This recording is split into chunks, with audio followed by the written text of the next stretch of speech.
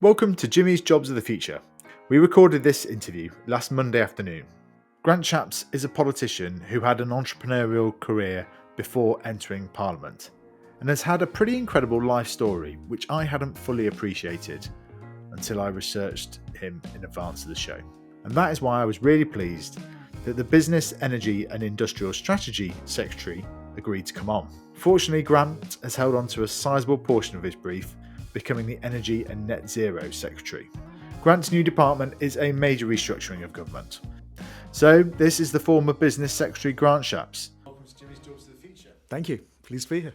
We first met in 2005 and you were giving a presentation on the importance of email lists to campaigners and young campaigners in particular. I just wondered what your reflections were on sort of almost 2 decades on now, about how political communication and campaigning has changed. Actually, I think in some senses, thanks for reminding me of that. It's gone right back around in circles in some ways because emails were then, before the days of social media. I think Facebook got going in 2007, if I remember rightly. So it was before all that, and it was the only way you could kind of reach people. Then social media came along, and obviously it's still massive, and many different formats launched since. But actually, the interesting thing about email is you actually can get directly to the individual that you're after, rather than something which someone may or may not have a look through Twitter, Facebook, Tik Tok, Instagram, but they probably will get to their email sooner or later. So I still find it a very valuable way to. By the way, I've still carried on using email all the way through. So yeah, pretty powerful still. And beforehand, we were just recording a TikTok for your kind of channel, and we were talking about how nobody sort of approaches you and says, "Oh, I saw that tweet that you sent," but they do say that about TikToks. What is it a bit easier to be more informal on those kind of? Yeah, I think what TikTok does actually is appeals to people's sort of voyeuristic nature. You can kind of have a look in, and because the style of a TikTok tends to be a selfie as well, it's sort of like, what is it like to be a bit inside that person's world? And I think that's quite useful. So yeah, I think it's a bit more personal, and I always think TikTok's a bit like social media on crack. It's very hard once you start flicking through to stop. Maybe the next video will be interesting. Maybe the next one. And I think it draws people in. Pluses and minuses to that. I think though, the politicians need to be where people's eyes are, and that actually a lot of people are making the mistake of not going where people are actually, looking and reading and hearing these days.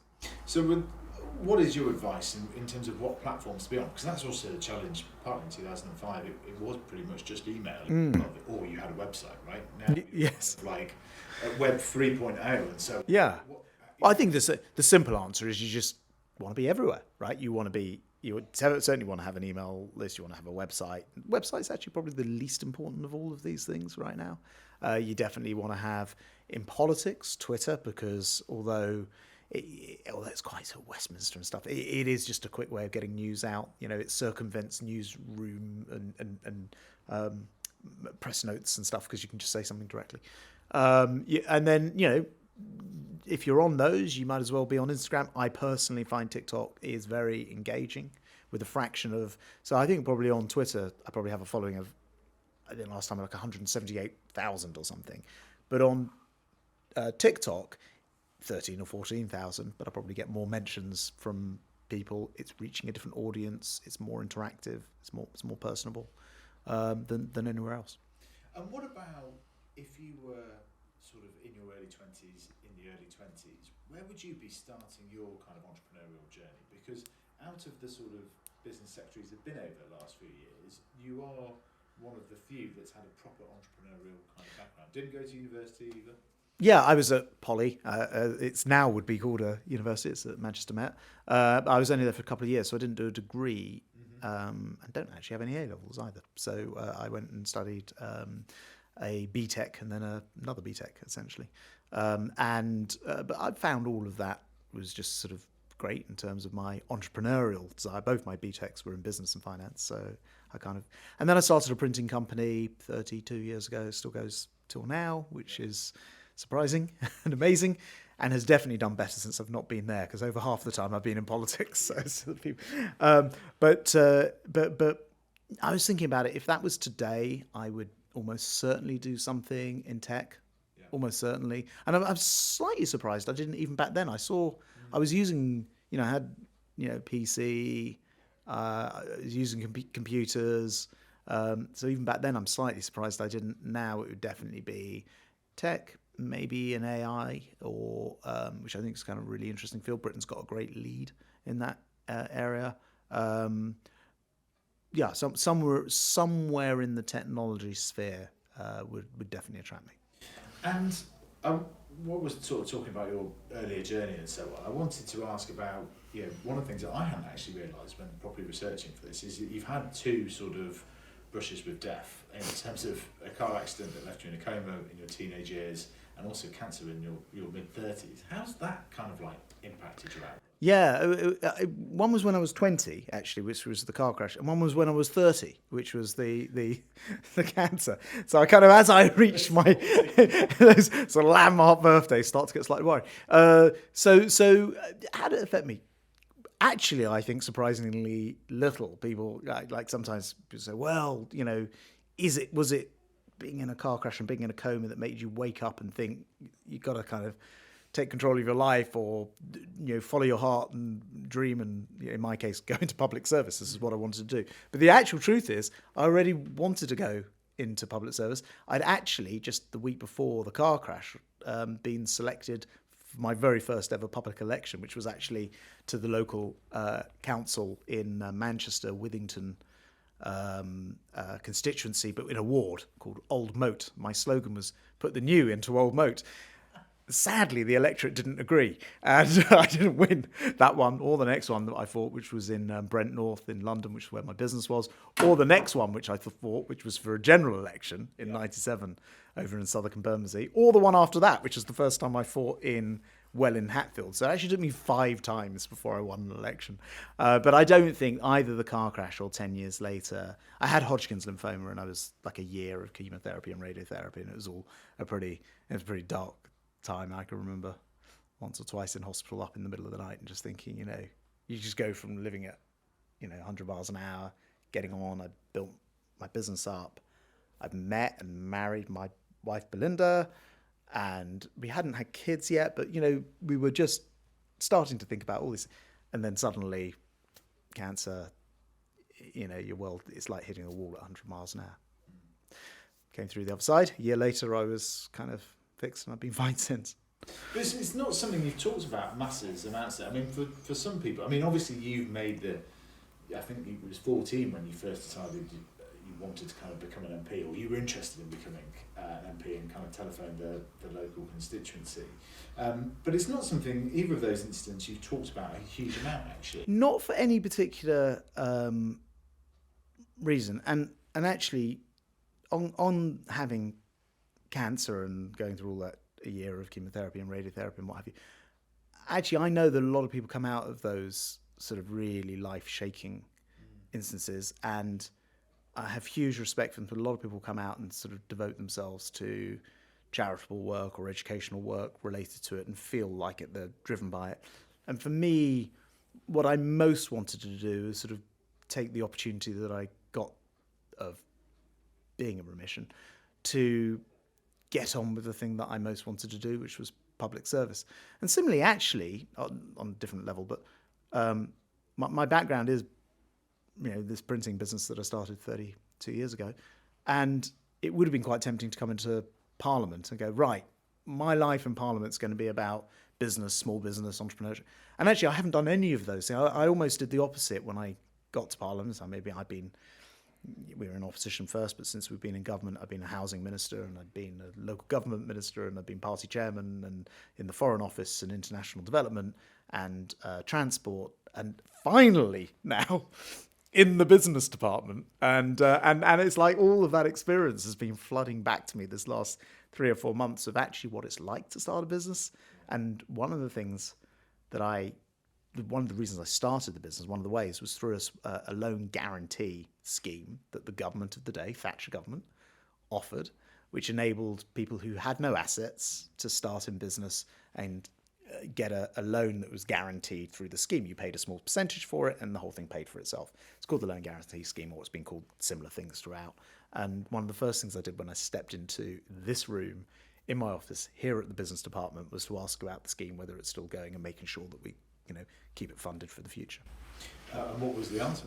It's actually gone in 22 different versions since then. It's been called the Loan Guarantee Scheme. Most recently, it's been called the COVID Recovery Scheme, and it's still called that, even though it's nothing to do with COVID anymore. You can so it's going back to something like the Loan Guarantee Scheme. We haven't announced the exact name, but on very similar terms, because as I say, without that, for 3 decades and employing all the people who've been employed along the line, that those jobs wouldn't have existed in that company. And so it's made a real difference, and it does show how the state government can interact with private business to make the world better, in a sense, to make the world work better, and something which could not have happened without the government saying this is a desirable outcome, how do we make it work? Following on from that, what is the job of the business secretary and the business department more broadly in that sense? Well, I think a bit confused, actually, in truth, because the business department, or BASE, as it's called, the strange sort of name that no one outside Whitehall would recognise, is business, energy and industrial strategy. And it also has, but not in the name, climate, because all of the work of COP26, when the climate change conference was held in Scotland and Glasgow, all of that's transferred back to this department. So I'm also the climate secretary, and it's also the whole of our country's government's, at least, R&D budget, research and development budget, which has reached a record 20 billion, is very close to touching 3% on the latest ONS, Office of National Statistics, reckoning, and makes us a science superpower. And all of that, and many other things, space. So I chair the National Space Council and many other things. I feel like the title needs extending even further, right? But actually, my big observation would be, and it's the very first thing I said when I got to the department, literally as I came here on the first afternoon evening when I was appointed, was it's interesting that this is the business department. A lot of what we actually do here is focused on energy, and unsurprisingly, in recent times, with the government is currently paying about a third of people's energy bills. Yeah. People won't necessarily realise that because all we see as consumers is our energy bills going up. The question is, what would have happened if the government hadn't been? And the answer is they'd be a third higher, right? So and business as well. So this department has been busily involved in launching a half a dozen plus schemes to help pay that money back. Sometimes through a payment through direct debit, sometimes through capping the price that you're charged in the first place. Many things that the BASE business department had never done before and is suddenly involved in doing. So the department does a huge number of things. I think there's probably 5,000 or 6,000 people, plus arm's length bodies that do all sorts of other stuff. And what are your kind of top 2-3 priorities? You've talked a lot about scale-ups, for example, at your speech in Davos. What are the 2-3 things that because you've been in government a long time, that there's a portion of the job where you have to stop stuff from happening, but also where to get on the front foot and make stuff happen. Yes. So first of all, emphasis on business, entrepreneurship, industry, that side of things. Because I think because the department is essentially the merger of what was the Department of Energy and Climate with business, I think the business element of it maybe have gotten slightly lost. I'm fortunate to have had a background in starting my own company, being an entrepreneur, and actually so has the small business minister. So every department, as you know, has a secretary of state, that's me in this case, and then a series of ministers who specialise in each different area of policy. And the Minister for Business, small business in particular, is Kevin Hollenrake, who himself started and founded a business, actually a successful estate agency called Hunters, I think it was, which I think went on the AIM market and other things, all before he came here. And so we've got real business experience here. And I think my first thought is to be very, unapologetically pro-business. It's where jobs come from, the subject of your podcast, as well. I'm delighted to welcome you here. I mean, it is literally, if you think about everything, starts from business. Like if you want good health service, if you want good education, that's fine. You can have businesses creating the money, creating the tax, paying the... So it's the heart of everything. That's the first thing. The second point, again on the business front, is this country is clearly brilliant at starting businesses. We are, as famously described as a nation of shopkeepers, right? That extends to many, many other forms of business, service industry, and manufacturing. But actually, what we're very good doing is starting up, I think 5.5 million businesses or something.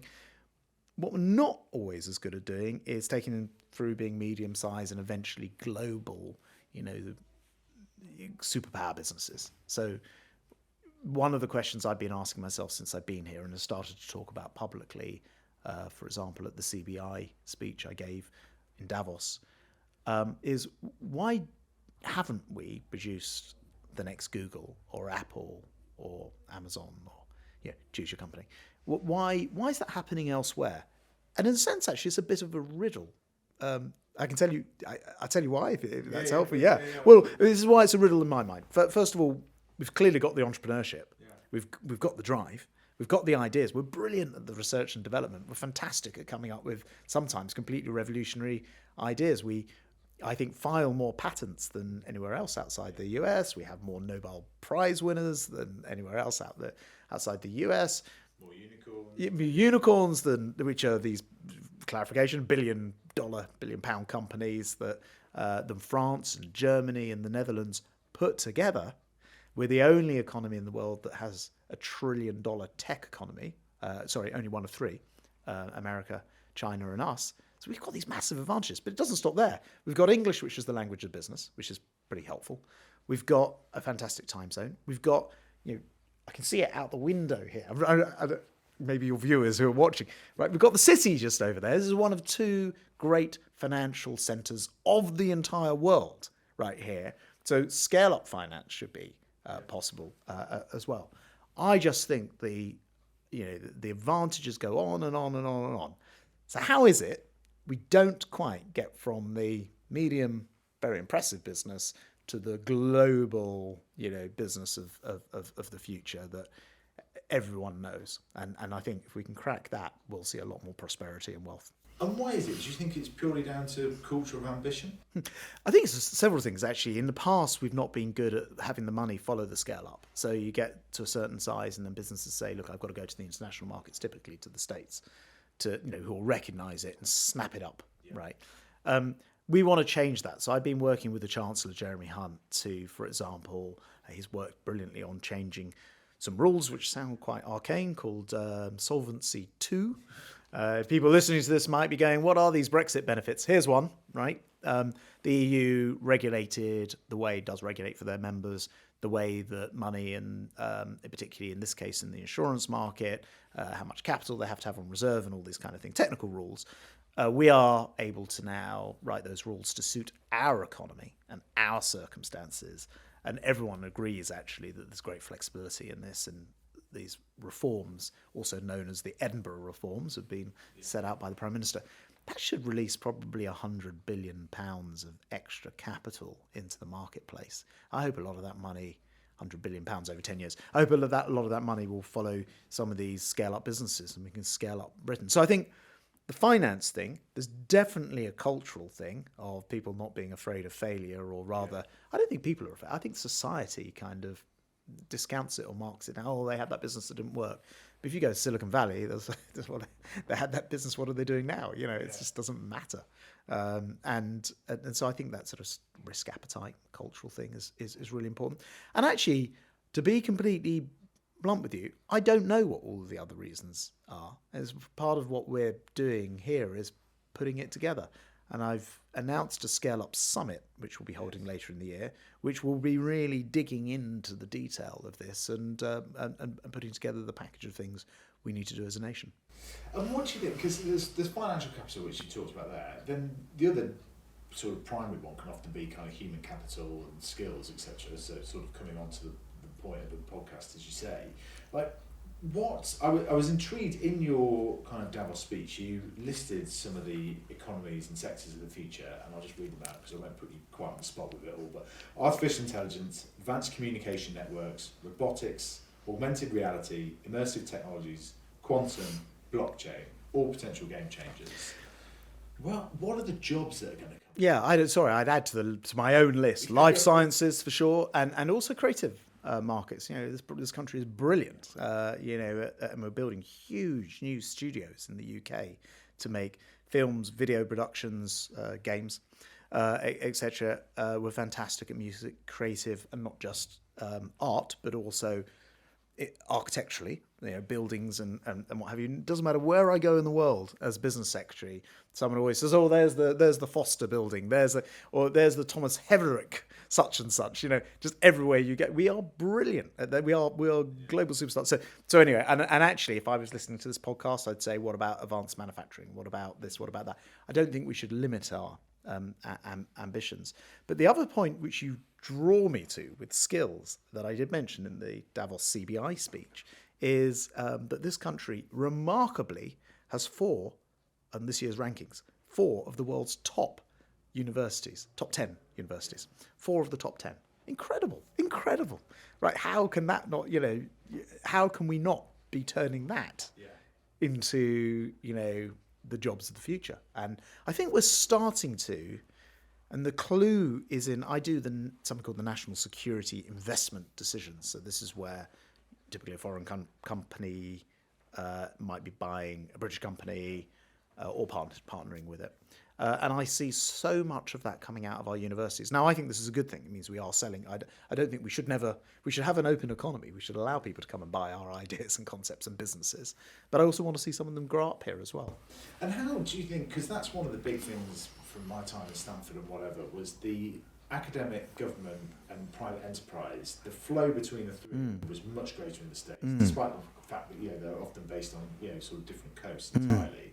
How can we get more of that here? Because actually we're much more clustered together, those four universities, government, etc. Yeah. How do we get that kind of cycle going? Well, I think government has a fantastic role in being the convening power. And tomorrow, for example, I'll be co-chairing with my fellow Secretary of State at Transport, Mark Harper, who's got my old job as Transport Secretary, the 7th Jet Zero Council. Now, what's the Jet Zero Council?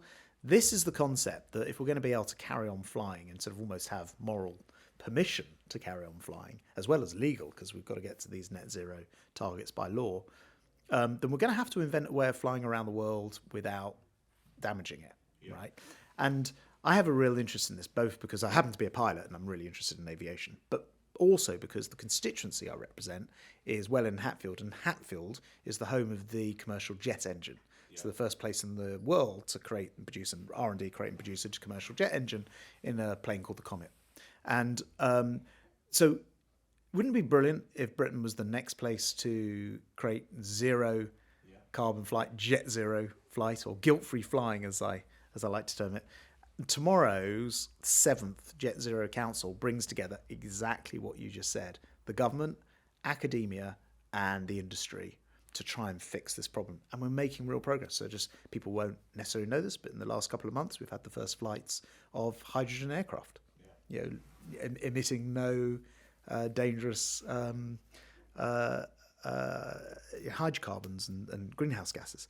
And so we can do this. And I think the convening power of government to create those jobs of the future and industries of the future is really important. How would you sort of position yourself as an individual looking to kind of take advantage of these sectors and so on? Careers advice isn't as strong as it could be in schools, etc. How would you, because one of the things that's intriguing about your story particularly, and one of your kind of reputations that you have in politics, is sort of being a data expert, right? And sort of crunching data for both Boris Johnson and Rishi Sunak on their leadership campaigns, but also speaking to a number of your colleagues about you in preparation for this interview, was that you gave some of the best kind of analysis in cabinet and around of the South African variant, arguing against various lockdowns and so on. So that's something that you've kind of upskilled yourself in over the last 20, 30 years. How did you go about doing that? And kind of what's your advice to people starting their careers about how to get themselves ready for all these incredibly new, exciting... Well, so I think the interesting thing for entrepreneurs is that actually it's rare that you'll go to a career advisor and suddenly, go, God, I've got to create Google. It's just not how the world works, is it? And so it may be that, entrepreneurs need to inspire themselves to some degree by probably listening and watching and listening to great podcasts like Jimmy's Jobs of the Future or something. I think actually genuinely Although my experience will be completely out of date, there are many ways you can inspire yourself these days, and the access to information is so much more such a meritocracy. Everybody has access to high quality information. So, when I was a student, I used to go to read Mintel reports, which is a sort of market research type reports, and I had to go to the central library. I was in Manchester, and I had to go to the central library and sort of read the report. And there was nowhere else I could get that information. Now, if I wanted it without moving from the chairs we're sat in, right, I would access that information, and everybody can do the same thing. So that sort of meritocracy, I think, is really really important. Also, I mean, I've seen, because of my kids, one of whom didn't. I've got 3 kids, the twins, and twins in there, a girl and a boy. One has gone, the girl, through the traditional academic route. She's gone to university, etc. The other really was not hacking A levels, particularly during lockdown, and wanted to leave as more sort of business orientated, more what have you. But actually, the careers advice was reasonably good. But then I seen him go off and sort of find the books to read. So my own experience, though, since you ask, actually came a bit later in life. I mean, I always knew I wanted to go into business before I went into politics, which I did, but I wasn't a particularly great student, although I liked maths, which was helpful. But all of the sort of geekery over sort of spreadsheets and stuff came later. And it actually came as a result of reading or sometimes listening to books, which I find very convenient if you're driving or something. And in particular, some books like, well, actually, it could be a combination of different things. In my case, Lyndon Baines Johnson, LBJ, who was a US president who sort of invented this idea, which sounds strange that you'd have to invent it, that you need to count where the votes are going to come, which doesn't seem like that much of a surprise, combined with books from like financiers and stuff. I read a book by a guy called Ray Dalio, who's a US investment guy. And he just writes books about his theories on business and life and what have you. And I can sort of combine some of that with my own theories and then realize that often when you're trying to create something new, in this particular case, how you could create predictive models of the way that votes might turn out, whether that was votes in the Brexit referendums or votes to do with leadership, that actually, you can create some, you can do better by sort of using other people's ideas, but injecting your own overlay onto it. And this is so I created a version of statistical analysis for projecting the outcomes of votes, which is not the way that whips in Parliament would normally go. So just to give you a very simple example, so it's probably getting a bit too detailed, but a whip in Parliament would conventionally go, Jimmy, are you going to vote for this, against it? You say you're going to vote for it, and let's say you were going to be believed. You go down on the for side, and they go to the next person. I ignored that. Instead, what I did was come up with a way of saying, you say you're going to vote in favour of it. I'm only 75% sure, because I'm not sure you're totally sure. And anyway, maybe you're going to change your mind. And I'll come up with a percentage chance that you're going to vote in a particular way or carry out a particular action. And then the statistical analysis is on balance. I therefore think that the answer will be this. Disadvantage, I don't know exactly who did and didn't vote. Advantage, I found it to be massively more accurate in predicting an outcome than working out individually what that person's going to absolutely definitely do. And that was actually basically the insight to how I was predicting outcomes of leadership races and assisting in the cases of, as you say, Boris Johnson and Rishi. But it's so funny because there's a few things that strike me from that. Partly we focus so much on the personality in politics, whereas actually we're right, it's numbers, right? It's numbers going through corridors or voting. And also just the fact that you were given so much of a kind of like almost power behind the throne, sort of being incredibly clever. Whereas actually, like you say, there's definitely insight and cleverness to it, but it's relatively simple. Very straightforward. Actually, I think in general, both in business and in government, like you need to be able to explain things on a page, and if you can't, then there's probably a problem with the concept or with thinking, which isn't clear enough. So in government, for example, probably famously in my department, or departments I've been in at least, I like to have submissions which are the way that advice comes to you as a minister on two sides. You can have as many appendices and additional information, and often I'll call for a lot more information. But if you can't sum the arguments up on two sides of an A4, there's probably something wrong with the policy that's being pursued. Because you've got to be able to explain it in the end to people why you're doing it. So, and I think quite often just clarity of thought, clarity of the question that you're asking, all of those things are as important to public policy making, but also in business. Why, who, where, when, what, just the basic questions often are the route to the successful businesses. And when you look at the polls at the moment in terms of data and so on, I mean, it makes quite hard reading for Conservative supporters, etc. 20 points behind. Where do you see the sort of path to victory on that? So I actually, this feels very 2013, 14 to me, this conversation. I was party chairman. The polls were terrible. We were in the coalition. Our side hated it. They were bickering with each other. Yeah. The country was fed up. We'd had austerity. And we were, 15 points behind in the polls then. And again, actually, directly refers back to the previous points we were discussing. What you got to have is sufficient clarity of thought between where you are now and where you need to, where you want to get to, where you want to take the country, and then be able to explain it to people, on one side of A4 or whatever. And, so what I'd say right now, at a very simplistic level, is why are we in this situation?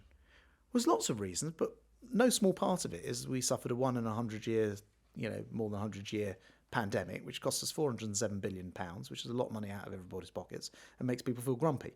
And then we have got into a war in Europe, which has shoved up energy prices, forced up inflation, created an industrial action, strikes environment where everyone is again grumpy, understandably, because no one wants that. So fundamentally, the problems that we're suffering are being replicated by almost every government in power, almost everywhere in the world that suffered from the high inflation. So there's a tendency to think this has all come some sort of mystery in Britain. It's not at all. What people want is, and people I think will accept, is this is difficult. What we want to know is that you lot are, properly minded, with clear thoughts, sort out these problems. They accept that we didn't invent the war. They accept we didn't invent COVID. How are you going to fix it? And I think that's where Rishi Sunak has the advantage, because he's been Chancellor. People trust him on the economy more, and they like him as a Prime Minister. And I think the rest of it is down to being organised enough as a party and clear enough on the messages. But of course, there's a route through. I'm not saying we definitely win the election, but I'm absolutely saying that we can. Yeah, absolutely. And I was here, as I say, as chairman. What was it? 8 years ago, having the same conversations, and we won in 2015. Yeah, it's interesting because there's been more conversations about it being like 92 or 97, but I see that similar. Well, I don't think it's like either. Sort of in the end, every election cycle is different. But British people aren't stupid. They realise that the whole world is suffering the same problems, right? And it's easy for us all to feel very grumpy about it, and because it's pushing everybody's living standards, because that's what inflation does. It kills your living standards, at a rate of 10% a year. Then that's why the Prime Minister says, get inflation down, create growth in the economy, reduce debt overall, otherwise you're just leaving that for your kids. Get the waiting lists under control and stop the boats, the illegal immigration. And I think actually you'd have quite a happy nation. And that's what we're going to do. Have you used ChatGPT-3? Yeah. Of course. What have you used it for? Well, it told me all the answers to this interview, Jimmy, more eloquently than I can possibly. Just experimenting with it, really. I think it's fascinating that one technology can, write a half-decent essay on anything you ask it to write an essay on.